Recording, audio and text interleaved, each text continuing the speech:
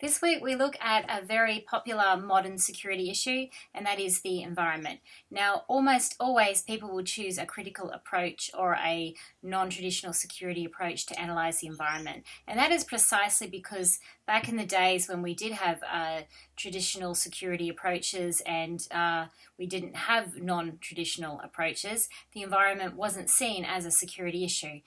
In the times of the Cold War and other sort of realist notions where the world was divided up into, for example, bipolar camps, and our only analysis of security was around military issues and state interventions, the environment really didn't figure a lot.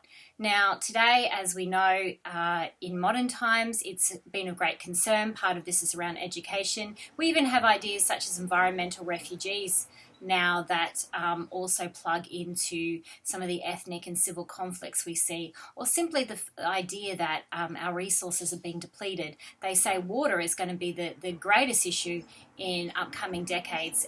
The shortage of water will become a security risk all over the world.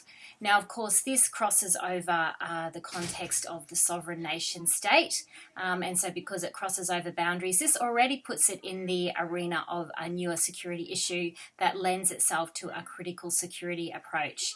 But further to that, you could take a range of different theories and apply it to the environmental concerns. You could take a gendered approach. You'd have to do some research around that. Constructivism is quite popular. Now, people might say the environment is either securitized or desecuritized. So securitized might be in an arena, say internationally, but amongst global institutions, where they place it on the security agenda through speech acts and various forums. But on the other hand, people might say in countries like Australia and the US at different times, it's been desecuritized, which means politicians fail to give it the airtime it deserves to turn it into the security issue that people believe it is. Now, in times like the recent bushfires in Australia, this has come under some scrutiny, and we might see this fast changing. I certainly know in recent generations and with my own children, the environment is accepted as a security issue, whereas it wasn't once before.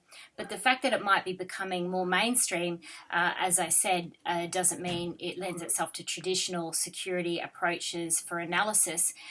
It definitely would fall under this idea of a newer security issue, which is why we're looking at it in this second half of the course. So if you want to choose the environment as part of your assignment 3, then there's plenty of material to work through. Always start with course readings before you do your own wider readings, and I look forward to you sharing your ideas here on this forum. Thank you.